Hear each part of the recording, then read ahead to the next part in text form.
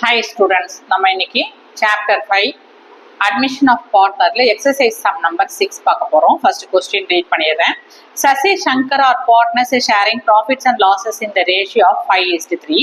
The firm's balance sheet as on 31st December 2017 was as follows. On 31st December 2017, Shanmugam was admitted into the partnership for 1/4 share of profits worth with 12,000 rupees as capital subject to the following adjustment.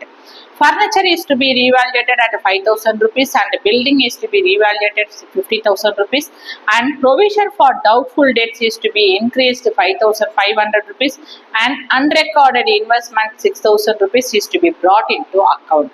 And unrecorded liability 2,500 rupees has to be recorded now. Pause journal entries and prepare revaluation account and capital account for the partners after admission. So அவங்க என்ன சொல்லியிருக்காங்க, past journal entries, revaluation account and capital account prepare பண்ணுங்க அப்படின்னு சொல்லியிருக்காங்க. First நம்ம Journal entry pass பண்ணலாம். ஓகேங்களா?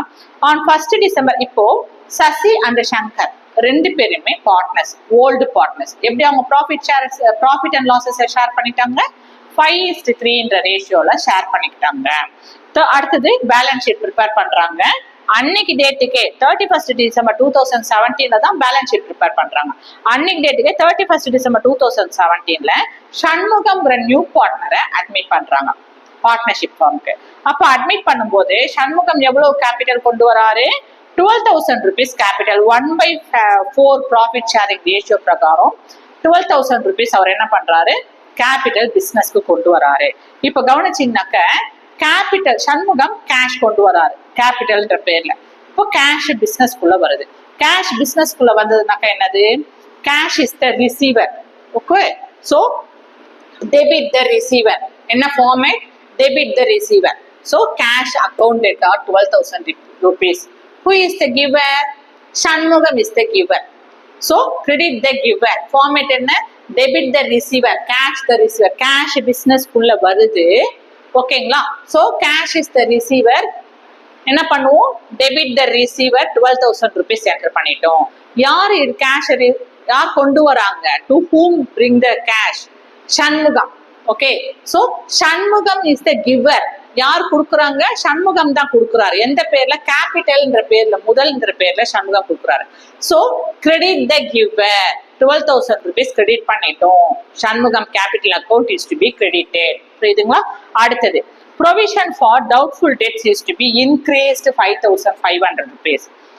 Sorry, furniture is to be revalued 5,000 rupees.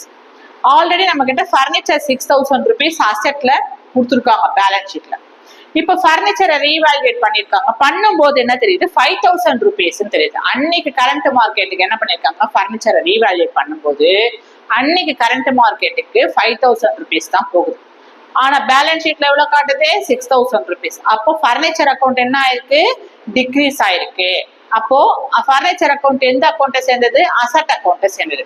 Asset account degrees ஆயிடுச்சு. அசட் அக்கௌண்ட் டிக்ரீஸ் ஆச்சுனாக்க என்ன ஃபார்மேட், அசட் அக்கௌண்ட் டிக்ரீஸ் ஆச்சுன்னா லாஸ். அப்ப லாஸ் வந்ததுனாக்க ரீவேல்யூஷன் அக்கௌண்ட் எங்க வரும், டெட்டார் பண்ணணும்.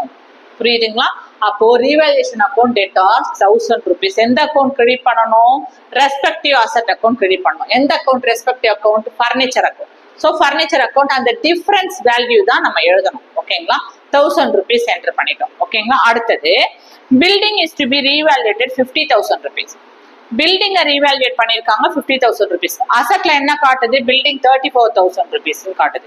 அப்ப அன்னைக்கு கரண்ட் மார்க்கெட்டிங் வேல்யூல ரீவேல்யூட் பண்ணும்போது பில்டிங் அக்கௌண்ட் என்ன ஆயிருக்கு, இன்க்ரீஸ் ஆயிருக்கு. எவ்வளவு இன்க்ரீஸ் ஆயிருக்கு, டிஃபரன்ஸ் தான் நம்ம போடணும். 50,000 rupees இருக்கணும். 50,000 rupees 34,000னாக்க அதை சப்ட்ராக்ட் பண்ணோம்னா என்ன டிஃபரன்ஸ் பிட்வீன் கிடைக்குது, 16,000 rupees இன்க்ரீஸ் ஆயிருக்குன்றது தெரியுது. பில்டிங்கிறது என்ன அக்கௌண்ட், பில்டிங்கிறது அசட் அக்கௌண்ட். அப்போ அசட் அக்கௌண்ட் என்ன ஆயிருக்கு, 16,000 rupees இன்க்ரீஸ் ஆயிருக்கு. இப்போ அசட் அக்கௌண்ட் இன்க்ரீஸ் ஆச்சுன்னா என்ன ஃபார்மேட், அசட் அக்கௌண்ட் இன்க்ரீஸ் ஆச்சுன்னா நமக்கு ப்ராஃபிட். இப்போ ப்ராஃபிட் கிடைச்சதுன்னா ரீவேல்யூஷன் அக்கௌண்ட் என்ன பண்ணணும், ரீவேல்யூஷன் அக்கௌண்ட் ப்ராஃபிட் கிடைச்சதுன்னா டெட்டார் கிரெடிட் பண்ணணும். ஓகேங்களா? இந்த ஃபார்மேட்டை நீங்க என்ன பண்ணணும், பாக்ஸ் போட்டு எழுதி வச்சுக்கணும். கண்ணை மூடிட்டு நீங்க சொல்லணும், நமக்கு ப்ராஃபிட் கிடைச்சதுன்னா என்ன, ப்ராஃபிட் கிடைச்சா ரீவேல்யூஷன் அக்கௌண்ட்டை கிரெடிட் பண்ணணும். லாஸ் கிடைச்சதுன்னா என்ன பண்ணணும்? லாஸ் கிடைச்சதுன்னா ரீவேல்யூஷன் அக்கௌண்ட்டை டெட்டார் பண்ணணும். இப்போ பில்டிங் அக்கௌண்ட்ல நமக்கு 16,000 ரூபாய் லாபம் கிடைச்சிருக்கு இல்லையா? அப்போ லாபம் கிடைச்சதுன்னா ப்ராஃபிட் கிடைச்சதுன்னா ரீவேல்யூஷன் அக்கௌண்ட்டை கிரெடிட் பண்ணணும். ஸோ ரீவேல்யூஷன் அக்கௌண்ட்டை கிரெடிட் பண்ணிட்டோம் 16,000 rupees. எந்த அக்கௌண்ட்டை டெபிட் பண்ணணும்? ரெஸ்பெக்டிவ் அசெட் அக்கௌண்ட்டை டெபிட் பண்ணணும். ரெஸ்பெக்டிவ் அசெட் அக்கௌண்ட்ங்கிறது என்ன? இங்க பில்டிங் அக்கௌண்ட் டேட்டா 16,000 rupees. அடுத்தது provision for bad and doubtful debts is to be increased 5,500 rupees. So bad and doubtful டெட்ஸ்னா என்னது? லாஸ். நமக்கு பணம் வர வேண்டியது வராமையே ரொம்ப காலமா நீடிச்சிட்டு இருக்கு. ஓகேங்களா? அதனால நம்ம என்ன செய்வோம்? லாஸ் கணக்குல எழுதுவோம். அப்போ provision for bad and doubtful debts எந்த அக்கௌண்ட்டை சேர்ந்தது? அசட் அக்கௌண்ட்டை சேர்ந்தது. எவ்வளவு ரூபாய்? 5,500 rupees. இப்போ அசட் அக்கௌண்ட் வந்து உங்களுக்கு லாஸ்ன்னு சொல்லிட்டோம். ப்ரொவிஷன் ஃபார் டவுட்ஃபுல் டெட்ஸ்ங்கிறது லாஸ், வாரா கடன். ஓகேங்களா? அப்போ அது அசட் அக்கௌண்ட். அப்ப என்ன ஆகுது? லாஸ்னா டிக்ரீஸ் ஆகும். அசட் அக்கௌண்ட் டிக்ரீஸ் ஆச்சுன்னா என்ன?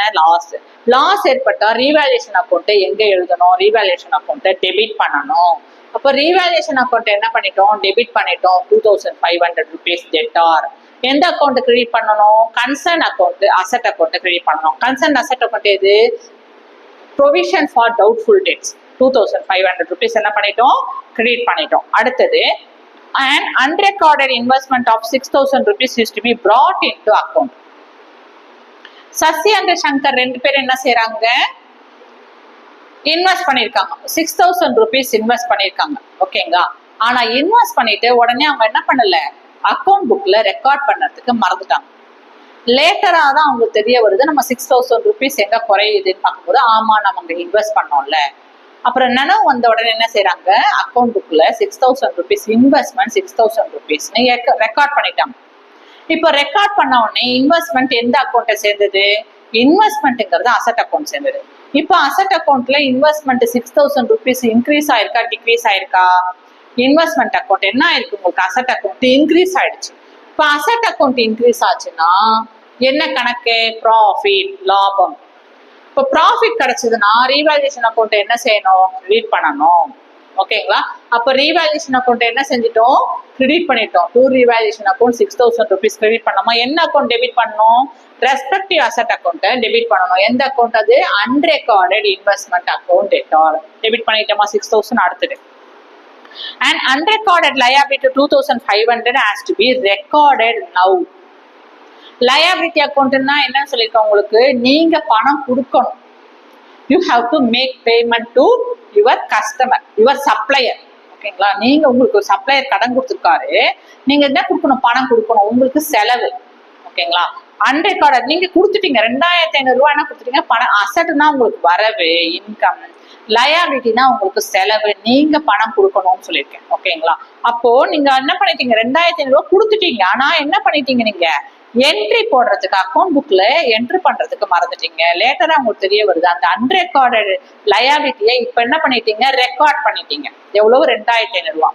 இப்ப லயபிலிட்டி அக்கௌண்ட் இன்க்ரீஸ் ஆகுமா டிக்ரீஸ் ஆகுமா? லயபிலிட்டி அக்கௌண்ட் இன்க்ரீஸ் ஆகுது. லயபிலிட்டி அக்கௌண்ட் இன்க்ரீஸ் ஆச்சுன்னா என்னன்னு சொல்லியிருக்கேன் உங்களுக்கு? லாஸ்ன்னு சொல்லியிருக்கேன் இல்லைங்களா? அப்போ லாஸ் வந்ததுனாக்க ரீவேல்யூஷன் அக்கௌண்ட் எங்க என்ட்ரு பண்ணணும்? ரீவேல்யூஷன் அக்கௌண்ட் டெட்டார் பண்ணணும். அப்போ ரீவேல்யூஷன் அக்கௌண்ட் டெட்டார் 2,500 rupees என்ன அக்கௌண்ட் கிரெடிட் பண்ணணும்? ரெஸ்பெக்டிவ் லயபிலிட்டி அக்கௌண்ட் கிரெடிட் பண்ணணும். அப்போ unrecorded liability account 2,500 rupees credit பண்ணிட்டோம். ஓகேங்களா? கொஞ்சம் ஸ்பேஸ் விட்டு வைங்க. ஒரு டிரான்சாக்ஷன் எழுதுற அளவுக்கு எனக்கு ரீவேல்யூஷன் அக்கௌண்ட் ப்ரிப்பேர் பண்ணி அந்த ரீவேல்யூஷன் அக்கௌண்ட்ல லாஸ் ஆஃப் ப்ராஃபிட் அதோட கேபிட்டல் அக்கௌண்ட் நம்ம என்ன செய்வோங்க? ஜேர்னல் என்ட்ரி பாஸ் பண்ணணும். அதனால என்ன செய்யணும்? ஒரு டிரான்சாக்ஷன் போடுற அளவுக்கு கொஞ்சம் ஸ்பேஸ் விட்டுட்டு நீங்க ரீவேல்யூஷன் அக்கௌண்ட் ப்ரிப்பேர் பண்ணலாம். வாங்க ரீவேல்யூஷன் அக்கௌண்ட் ஹெட்டிங் போட்டுக்கோங்க. 2 சைடு இருக்கு, debtor side and creditor side. உங்களுக்கு ஃபார்மேட் தெரியும். ஓகேங்களா? இப்போ என்ன பண்ண போறோம்? ரீவேல்யூஷன் அக்கௌண்ட் ஜேர்னல் என்ட்ரில எங்கெங்கெல்லாம் வருதோ அதுக்கேற்றப்பல போஸ்ட் பண்ண போறோம். ஓகேங்களா? ஸோ ஃபர்ஸ்ட் டிரான்சாக்ஷன் வராது, எனக்கு இதுல ரீவேல்யூஷன் அக்கௌண்ட்டே இல்லை. ரெண்டாவது டிரான்சாக்ஷன்ல ரீவேல்யூஷன் அக்கௌண்ட் இருக்கு. எங்க இருக்கு? டெட்டார் சைட்ல 1,000 rupees ரீவேல்யூஷன் அக்கௌண்ட் காட்டுது. ஸோ ரீவேல்யூஷன் அக்கௌண்ட் டெட்டார் சைட்ல போயிட்டு 1,000 rupees அமௌண்ட் கால்றதுல என்டர் பண்ணிட்டு இதுக்கு நேரா என்ன எழுதணும்? இதுக்கு ஆப்போசிட் அக்கௌண்ட் என்ன இருக்கு? ரீவேல்யூஷனுக்கு ஆப்போசிட் அக்கௌண்ட் டு ஃபர்னிச்சர் அக்கௌண்ட்னு எழுதிடணும். அடுத்தது ரீவால்யூஷன் அக்கௌண்ட் எங்க இருக்கு? அடுத்த டிரான்சாக்ஷன்ல கிரெடிட் சைட்ல இருக்கு. கிரெடிட் சைட்ல ரீவால்யூஷன் அக்கௌண்ட் 16,000 இருக்குங்களா? So revaluation account credit side போயிட்டு அமௌண்ட் காலத்துல 16,000 ருபீஸ் எழுதிட்டு இதுக்கு அகேன்ஸ்டா என்ன எழுதணும்? ஆப்போசிட் டிரான்சாக்ஷன் எழுதணும். என்ன இருக்கு? Building account. So by building அக்கௌண்ட்னு எழுதணும். அடுத்த டிரான்சாக்ஷன்ல ரீவால்யூஷன் அக்கௌண்ட் எங்க இருக்கு? டெட்டார் சைட்ல 2,500 ருபீஸ் இருக்கு. So revaluation account debtor side போயிட்டு 2,500 ருபீஸ் அமௌண்ட் காலம்ல எழுதிட்டு இதுக்கு நேரா என்ன எழுதணும்? எதுக்காக ரீவால்யூஷன் பண்ணியிருக்கோம்? For provision for doubtful debts. So to provision for doubtful debts அக்கௌண்ட்னு எழுதுறோம். அடுத்த டிரான்சாக்ஷன்ல ரீவால்யூஷன் அக்கௌண்ட் எங்க இருக்குன்னு பாக்குறோம். கிரெடிட் சைட்ல இருக்கு. ஸோ கிரெடிட் சைட் 6,000 ருபீஸ் காட்டுது. ரீவால்யூஷன் அக்கௌண்ட் கிரெடிட் சைட்ல போயிட்டு அமௌண்ட் காலத்துல 6,000 ருபீஸ் எழுதிட்டு எதுக்காக ரீவால்யூஷன் பண்ணியிருக்கோம்னு பாத்தீங்கன்னாக்கா unrecorded investment account. So unrecorded investment அக்கௌண்ட்னு எழுதிடுறோம். அடுத்தது டிரான்சாக்ஷன் போறோம். எங்க ரீவால்யூஷன் அக்கௌண்ட் இருக்குன்னு பாக்குறோம். டெட்டார் சைட்ல 2,500 ருபீஸ் இருக்கு. டெட்டார் சைட் ரீவால்யூஷன் டெட்டார் சைட்ல போயிட்டு அமௌண்ட் காலத்துல 2,500 ருபீஸ் எழுதிட்டு எதுக்காக அந்த 2,500 ருபீஸ் ஏற்பட்டிருக்கு? For unrecorded liability account. So to unrecorded liability அக்கௌண்ட்னு என்டர் பண்ணிட்டோம். இப்ப என்ன பண்றோம்? எந்த சைடு டோட்டல் போடணும். எந்த சைடு அதிக மதிப்பு இருக்கோ அந்த சைடு தான் டோட்டல் போடுறோம். ஸோ எந்த சைடு மதிப்பு அதிகமா இருக்கு? டெட்டார் சைடா கிரெடிட்டார் சைடா? கிரெடிட்டார் சைட்ல தான் மதிப்பு அதிகமா இருக்கு. எவ்வளவு இருக்கு? 16,000 + 6,000 எவ்வளவு? 22,000 ருபீஸ். ஸோ அதிக மதிப்பு இருக்கிறத தான் நம்ம எப்பவுமே டோட்டலா போடுவோம். So 22,000 rupees debit side credit side ரெண்டு சைட்லுமே ஈக்குவலா ஒரே கோட்ல என்ன செஞ்சிடணும்? டோட்டலை என்டர் பண்ணிடணும். இப்போ அதிகமான வேல்யூவை டோட்டல் பண்ணிட்டோம். அப்போ கம்மியா மதிப்பு இருக்கிற சைடு எது? டெபிட் சைட்ல தான் கம்மியான மதிப்பு இருக்கு. அப்போ அந்த கம்மியான மதிப்பை ஆட் பண்றோம். 2,500 + 2,500 5,000 + 1,000 6,000 ரூபாய். இந்த 6,000 ரூபாய் என்ன செய்யறோம்? டோட்டல்ல இருந்து சப்ட்ராக்ட் பண்றோம். 22,000ல 6,000 போயிடுச்சுன்னா மிச்சம் எவ்வளவு? 16,000 ரூபாய். ஓகேங்களா? இப்போ நல்லா கவனிங்க. கிரெடிட் சைட்ல டோட்டல் வந்ததுன்னா டெபிட் சைட்ல தானே பேலன்சிங் ஃபிகர் வருது. இந்த பேலன்ஸ் டெபிட் சைட்ல கிடைச்சதுன்னா ப்ராஃபிட் ஆன் ரீவேல்யூஷன். ஸோ 16,000 ரூபாய் ரீவேல்யூஷன் பண்ணதுல பார்ட்னர் புதுசா வராரா? சண்முகன்றவரு புதுசா வரும்போது அசெட்ஸ் அண்ட் லயபிலிட்டியை ரீவேல்யூட் பண்ணதுல அந்த கம்பெனிக்கு என்ன கிடைச்சிருக்கு? ஃபர்முக்கு 16,000 ரூபாய் ப்ராஃபிட் கிடைச்சிருக்கு. இது அக்குமுலேட்டட் ப்ராஃபிட். அக்குமுலேட்டட் ப்ராஃபிட்னா உங்களுக்கு இன்ட்ரோடக்ஷன் வீடியோ 1ல சொல்லியிருக்கேன். பார்ட் 1ல அக்குமுலேட்டட் ப்ராஃபிட்னா என்னன்னு சொல்லியிருக்கேன். Profit and losses belongs to previous year not distributed to the old partners. போன வருஷத்துடைய ப்ராஃபிட் அண்ட் லாசஸ் ஓல்டு பார்ட்னர்ஸ்க்கு டிஸ்ட்ரிபியூட் பண்ணாம இருக்கிறது பேர் தான் அக்குமுலேட்டட் ப்ராஃபிட். இப்போ நமக்கு ப்ராஃபிட் கிடைச்சிருச்சு. இதை யாருக்கு டிஸ்ட்ரிபியூட் பண்ணணும்? ஓல்டு பார்ட்னருக்கு வருமா சேர்ந்ததா இல்ல நியூ பார்ட்னருக்கு சேர்ந்ததா? ஓல்டு பார்ட்னருக்கு சேர்ந்தது. ஏன்னா போன வருஷம் ஃபுல்லா அவங்க ஹார்ட் ஒர்க் பண்ணி அந்த பிசினஸ்க்கு ப்ராஃபிட் கொண்டு வந்திருக்காங்க. இந்த ப்ராஃபிட் அதனால ஓல்டு பார்ட்னருக்கு போகணும். ஓல்டு பார்ட்னரோட கேபிட்டலுக்கு டிஸ்ட்ரிபியூட் பண்ணி கொடுத்துடணும், டிரான்ஸ்ஃபர் பண்ணி. என்ன ரேஷியோல? அவங்களோட ப்ராஃபிட் ஷேரிங் ரேஷியோ 5:3 கொஸ்டின்ல கொடுத்துருக்காங்க. ஸோ ஓல்டு பார்ட்னர்ஸ் யார் யார் இதுலன்னு பாத்தீங்கன்னாக்க சசி, சங்கர் ரெண்டு பேரும் ஓல்டு பார்ட்னர்ஸ். இவங்களோட கேபிட்டல் அக்கௌண்ட்டுக்கு இந்த ப்ராஃபிட்டை டிஸ்ட்ரிபியூட் பண்ணி கொடுக்குறோம். எனக்கு ஃபர்ஸ்ட் சசியோட எடுத்துப்போம். ஸோ 16,000 ஃபர்ஸ்ட் சசிக்கு டிஸ்ட்ரிபியூட் பண்ணுவோம். எப்படி பண்ணுவோம்? 16,000 இன்ட்டு அவருடைய ப்ராஃபிட் ஷேரிங் ரேஷியோ எவ்வளவு? 5:3ல 5 தான் சசியோட சேர்ந்தது. ஸோ 5 / 8 எப்படி கிடைச்சது? அப்புறம் அந்த ரேஷியோவை ஆட் பண்ணணும். 5:3 ஆட் பண்ணா 5 + 3 8. அதை டினாமினேட்டர்ல எழுதிக்கிறோம். இப்போ என்ன பண்றோம்? கேன்சல் பண்றோம். 180 say 2 8s are 16. இந்த 3 0வை இங்க ஆட் பண்ணிட்டோம். அப்போ 2,000 × 5 எவ்வளவு? 10,000 ருபீஸ்.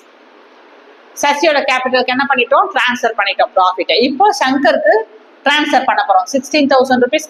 சங்கருடைய ப்ராஃபிட் ஷேரிங் ரேஷியோ எவ்வளவு? 3 நியூமரேட்டர்ல எழுதிடுறோம்.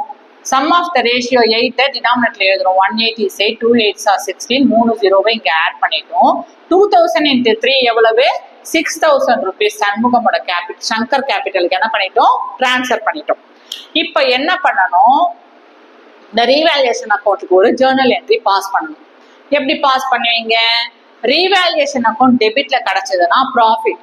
டெபிட்ல தானே கிடைச்சிருக்கு. ரீவேல்யூஷன் 16,000 எங்க கிடைச்சிருக்கு? டெபிட் சைட் டெட்டார் சைட்ல தான் கிடைச்சிருக்கு. அப்போ ரீவேல்யூஷன் டெட்டார் சைட்ல 16,000 ருபீஸ் கிடைச்சதுன்னா ரீவேல்யூஷன் அக்கௌண்ட்டை டெட்டார் பண்ணணும் 16,000 ருபீஸ் ஜேர்னல் என்ட்ரியில. So revaluation account debtor 16,000 rupees enter பண்ணிட்டீங்களா? இப்போ அந்த 16,000 ருபீஸ் யாருக்கு கொடுத்தீங்க? ஓல்டு பார்ட்னர் கேபிட்டல் அக்கௌண்ட்டுக்கு தானே டிரான்ஸ்ஃபர் பண்ணீங்க, அதை கிரெடிட் பண்ணணும். ஸோ சசிஸ் கேபிட்டல் அக்கௌண்ட் 10,000 ரூபாய், சங்கர் கேபிட்டல் அக்கௌண்ட் 6,000 ரூபாய் கிரெடிட் பண்ணியாச்சு. ஓகேங்களா? இப்போ நம்ம என்ன பண்ண போறோம், கேபிட்டல் அக்கௌண்ட் ப்ரிப்பேர் பண்ண போறோம். கேபிட்டல் அக்கௌண்டோட ஃபார்மேட் என்னது, இதே மாதிரியே ரெண்டு side, debtor side and creditor side. Debtor சைடுல டேட் பர்டிகுலர்ஸ் 3 பார்ட்னர் நேம், அதே மாதிரியே டேட் பர்டிகுலர்ஸ் எத்தனை பார்ட்னர் இருக்காங்களோ அத்தனை பார்ட்னர் நேம் எழுதி ரூபீஸ் எழுதிடணும், காலம் கிரியேட் பண்ணிக்கணும். ஓகேங்களா? ஃபர்ஸ்ட் என்ட்ரி என்ன எழுதணும்னு பாத்தீங்கன்னாக்க ஃபிக்ஸ்டு கேபிட்டல். கேபிட்டல் அக்கௌண்ட்ல எப்பவுமே ஃபர்ஸ்ட் என்ட்ரி என்னது, ஃபிக்ஸ்டு கேபிட்டல். ஃபிக்ஸ்டு கேபிட்டல் எங்க கொடுத்துருக்காங்கன்னு பாத்தீங்கன்னாக்க லயபிலிட்டி சைட்ல கொடுத்துருக்காங்க. கேபிட்டல் அக்கௌண்ட் எப்பவுமே எங்க வரும், லயபிலிட்டி அக்கௌண்ட் தானே வரும். அப்போ சசிஸ் கேபிட்டல் 48,000, சங்கர் கேபிட்டல் 40,000 கொடுத்துருக்காங்க, அது fixed capital. So as per the format fixed capital அக்கௌண்ட்ல எப்பவுமே லயபிலிட்டி சைட்ல, கிரெடிட் சைட்ல தான் வரும். ஓகேங்களா? ஸோ சசிக்கு நேரம் 48,000, சங்கருக்கு நேரம் 40,000 என்ட்ரு பண்ணிட்டோம். என்ன எழுதுவோம் இங்க, பை பேலன்ஸ் பிராட் அவுட்னு எழுதுவோம். ஏன்னா இது ஓப்பனிங் பேலன்ஸ், ஓப்பனிங் கேபிட்டல். அவங்க பிசினஸ்க்கு வரும்போது, பார்ட்னர்ஷிப் பிசினஸ் ஸ்டார்ட் பண்ணும்போது சசி எவ்வளவு கேபிட்டல் கொண்டு வந்தாரு, 48,000 ரூபாய். சங்கர் எவ்வளவு கேபிட்டல் கொண்டு வந்தாரு, 40,000 ரூபாய். ஸோ அவங்க முதல் பிசினஸ் ஆரம்பிக்கும் போது கொண்டு வந்த கேபிட்டலை நம்ம கிரெடிட் சைட்ல எழுதி பை பேலன்ஸ் பிராட் அவுட்னு கொடுக்கணும். பை பேலன்ஸ் பிராட் அவுட்னா ஓப்பனிங் பேலன்ஸ். ஓகேங்களா? அடுத்தது புது பார்ட்னர் வந்திருக்காரு இல்லையா, சண்முகம், அவரும் கேபிட்டல் கொண்டு வந்திருக்காரு. ஸோ கேபிட்டல் அக்கௌண்ட்ல அவருடைய அமௌண்ட்டையும் எழுதணும். ஸோ இங்க ஜேர்னல் என்ட்ரி பாத்தீங்கன்னா சண்முகம் கேபிட்டல் அக்கௌண்ட் எங்க இருக்கு, கிரெடிட் சைட்ல இருக்கு. அப்போ கேபிட்டல் அக்கௌண்ட் கிரெடிட் சைட்ல போயிட்டு சண்முகம்க்கு நேரம் 12,000 எழுதிடணும். அவர் என்ன கொண்டு வந்தார், கேஷ் கொண்டு வந்தார், பை கேஷ் அக்கௌண்ட். அடுத்தது வேற எங்க கேபிட்டல் அக்கௌண்ட் இருக்குன்னு ஜேர்னல் என்ட்ரி பாக்குறீங்க. இங்க இருக்கு Sasi's capital and Shankar capital. அந்த ப்ராஃபிட்டை டிஸ்ட்ரிபியூட் பண்ணி கேபிட்டல்ல டிரான்ஸ்ஃபர் பண்ணோம் இல்லையா, எங்க இருக்கு இந்த ரெண்டுமே கேபிட்டலும், கிரெடிட் சைட்ல இருக்கு. ஸோ கிரெடிட் சைட்ல இருந்ததுன்னா கேபிட்டல் அக்கௌண்ட் கிரெடிட் சைட்ல போயிட்டு சசிக்கு நேரம் 10,000, சங்கருக்கு நேரம் 6,000. இதுக்கு நேரம் ஆப்போசிட் அக்கௌண்ட் என்ன இருக்கு, ரீவேல்யூஷன் அக்கௌண்ட், பை ரீவேல்யூஷன் அக்கௌண்ட்னு என்டர் பண்ணிடுறீங்க. இப்ப என்ன பண்ண போறோம், வேற என்னென்ன கேபிட்டல் அக்கௌண்ட் ரிலேட்டட் டிரான்சாக்ஷன் இருக்கோ எல்லாமே என்ன பண்ணிட்டோம், கேபிட்டல் அக்கௌண்ட்ல என்டர் பண்ணிட்டோம். இப்ப என்ன பண்ண போறோம், கேபிட்டல் அக்கௌண்ட்டை க்ளோஸ் பண்ண போறோம். க்ளோஸ் பண்ணணும்னா என்ன பண்ணுவோம், பேலன்சிங் ஃபிகர் டோட்டல் போடணும். க்ளோஸ் பண்ணணும்னா என்ன செய்வோம், டோட்டல் போட்டோம்னா ஃபர்ஸ்ட் எந்த சைடு இங்க எந்த டிரான்சாக்ஷனுமே கிடையாது, எந்த வேல்யூமே இங்க இல்லை, எல்லாமே ஓப்பனிங் பேலன்ஸ், சண்முகம் கொண்டு வந்த கேபிட்டல், இவங்களுடைய ப்ராஃபிட் கேபிட்டலுக்கு டிரான்ஸ்ஃபர் பண்ணது எல்லாமே கிரெடிட் சைட்ல தான் இருக்கு. இப்போ அப்போ கிரெடிட் சைட்ல தான் டோட்டல் இருக்கு. 48 + 10 58,000, 40 + 6 46,000, 12,000 டோட்டல் போட்டோம். இந்த சேம் டோட்டல் என்ன செய்யணும், டெட்டா சைட்ல ஒரே லைன்ல 58,000 48,000 12,000 என்டர் பண்ணிட்டு 2 கோடு கீழே போட்டுருணும், ஏன்னா அது டோட்டல். ஓகேங்களா? இப்போ அக்கௌண்ட் க்ளோஸ் பண்ணணும்னா பேலன்சிங் ஃபிகர் கண்டுபிடிக்கணும்.